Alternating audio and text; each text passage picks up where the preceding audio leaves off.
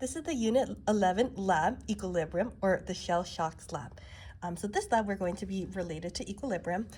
We have our chemical equation right here that we're going to be using. And before we do the lab, can you fill in the pre-lab table? So you're going to look at this stress, and then you're going to look at the equation and see, is the equilibrium going to shift towards the reactants or products, and then decide for each of the categories what's going to happen. Is it going to increase or decrease or have no change? So do that for all 4 of them, and then pause the video to do it. Then you can come back and watch the video so we can see what happened in the lab. So the procedure is down here. It's pretty short. So step 1, put on safety goggles. Step 2, using a pipette, add 2 milliliters of sodium bicarbonate solution and 2 milliliters of calcium chloride solution into the same test tube. Add 4 to 5 drops of universal indicator and stir. Record your initial observations, including both color and visibility. So we're going to take our test tube right here. And then in our test tube, we're going to put 2 milliliters of sodium bicarbonate solution. So here's our sodium bicarbonate. You can see. And then we're going to put first 1 milliliter. And then 2 milliliters. So we have 2 milliliters. Next, we're going to have the calcium chloride solution. Now we need 2 milliliters of this one. So we're going to have 1 milliliter and 2 milliliters. Okay, and so it's going to do a little reaction. We're going to add universal indicator at the same time so that we can see what is the pH. So as you can kind of see, do you see how it's getting kind of cloudy? If I stir it a little bit, you might be able to see it better. But you can kind of see it's getting cloudy and cloudier. So if I stir it, you can really see, right? It's getting cloudier and cloudier. And then I'm going to add my universal indicator so you can see exactly what color it is. Okay, so let's add my 4 to 5 drops. So here's my universal indicator. Let's stir it.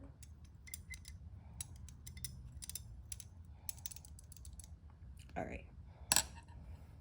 So now let's fill out the first row of our table. So it says initial. Can you do the color and the pH? So here's my color. And then let's see what pH you think it is. I'll move it slowly so you can pause where you think it is. Somewhere in the greens, right? And then is it clear or cloudy? So remember, before I added the indicator, is it clear or cloudy? And then is there bubbles, yes or no? All right. The next step is we're going to add 5 drops of hydrochloric acid. So it says do not stir yet, let it sit for 30 seconds and record your observations. So let's add our 5 drops of hydrochloric acid. 1, 2, 3, 4, 5. So what do you observe happening right now on your hydrochloric acid? Do you see bubbles? Do you see a color change?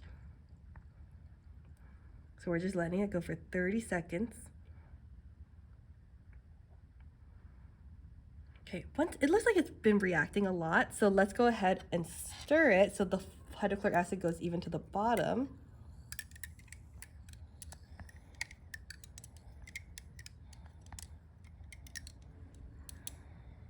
All right, so now let's take a look.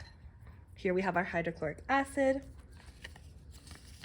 And then let's see, you can see what is the pH, right?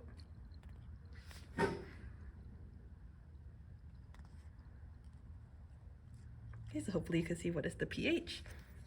And then can you also do, is it clear or cloudy?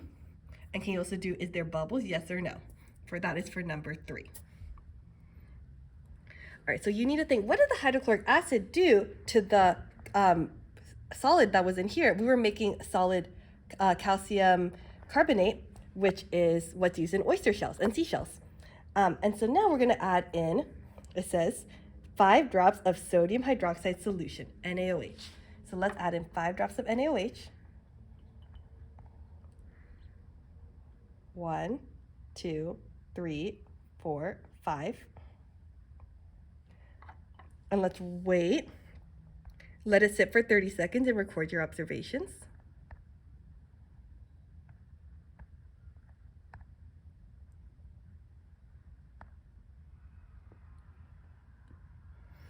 All right, so now let's go ahead and stir.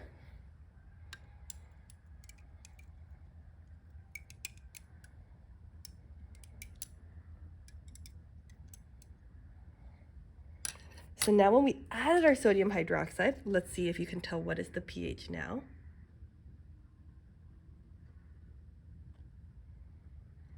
Okay, and then can you also do, is it clear or cloudy compared to before?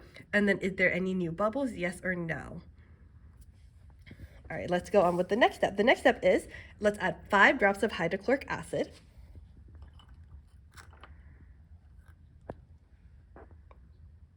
One, 2, 3, 4, 5. Go ahead and take some observations, what's going on. Now, if it's getting more clear, that means that all the shells are dissolving, poor oysters. If it's getting more cloudy, that means we're making the shells. That's what the oysters like. So what do you see is going on? Let's go ahead and stir.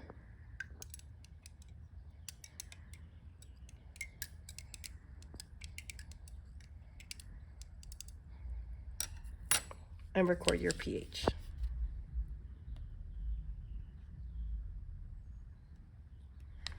All right, can you also do, is it clear or cloudy?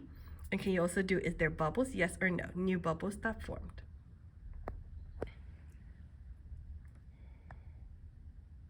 All right, our last one is adding more sodium hydroxide. We need to add 5 more drops of sodium hydroxide.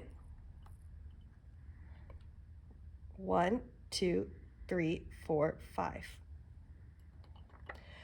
And so go ahead and take a minute to take some observations. What do you notice? Is it getting more clear, more cloudy? Is there new bubbles? Is there no new bubbles? And then let's mix it.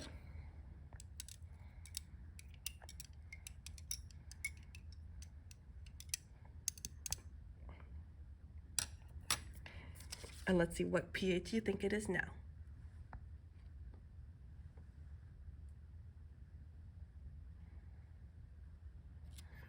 All right, last one, write the color and pH, clear or cloudy, bubbles, yes or no, and then what was created, a solid or a gas. So now we have gone through this cycle a couple times, 2 times, right? You can fill out the analysis questions all by yourself. You can say, every time I added HCl, which shift did we go? Did we go towards making more solid and making it cloudy, or did we go towards making it more liquidy and gas, which is clear and bubbles? So which side did we go towards? And then you have to fill in the sentences. So equilibrium will shift to the reactants or products because which chemical was added or removed. This means there are more reactants or products and less reactants or products. The solution became more acidic or basic. So using the pH. And then do it the same thing for adding NaOH. And NaOH removes HCl, so it should be kind of the opposite. When you're done, you should write a CER about how adding acid, or H+, affects shell formation of the oysters, which is CaCO3. You need a claim, evidence from your lab, and then tie it back in with reasoning from the Chatelier's principle.